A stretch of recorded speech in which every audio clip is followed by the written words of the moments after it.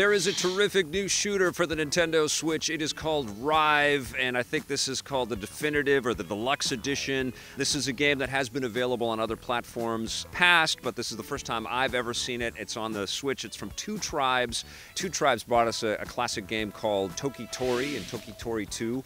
Very cute games. You should check those out. Start a little chicken.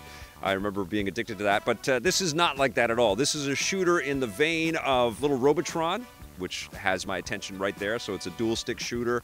It's got a little bit of asteroids in there. It's got a little bit of R-Type. It's got a little Metroidvania hooky kind of stuff in there. You play this kind of truck driver type dude who controls this spacefaring tank that can be a spaceship, but then can also crawl along inside of caverns.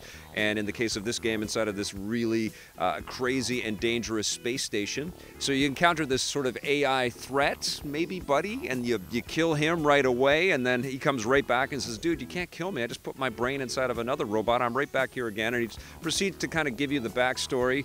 And basically what happens is you get threatened by this giant space station. You got to explore it. You got to find power-ups, and you got to, you know, take out bosses and things like that. And you got to avoid obstacles like crazy trains that you'll have to time just right to leap on or duck under. And there are tons of mechanics. It uses every single button on your Pro Controller. There is this weird mechanic in here where you're having to double jump using your left trigger button. I didn't change any of the configurations on the controller, so I just played it the way the game was serving it up to me.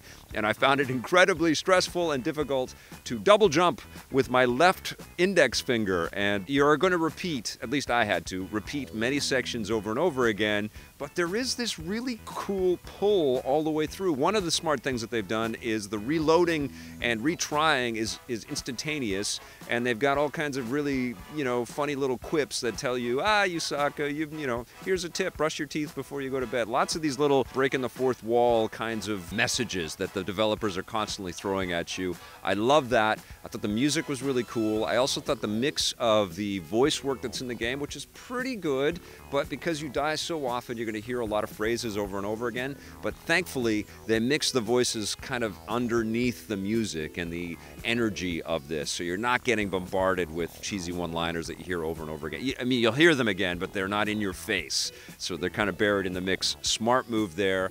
The controls for shooting and flying, because there's some great anti-gravity sequences. You activate these little bubbles and you're inside of them and you're shooting in every direction.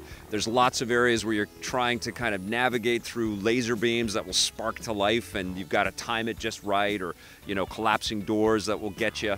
It's a really, really well-made game, and I was really impressed. And this is one of those games, too, that it has lots of replayability. There's challenge areas in there where you'll have boss fights, or you'll have to go and kill a ton of cockroaches in a set amount of time.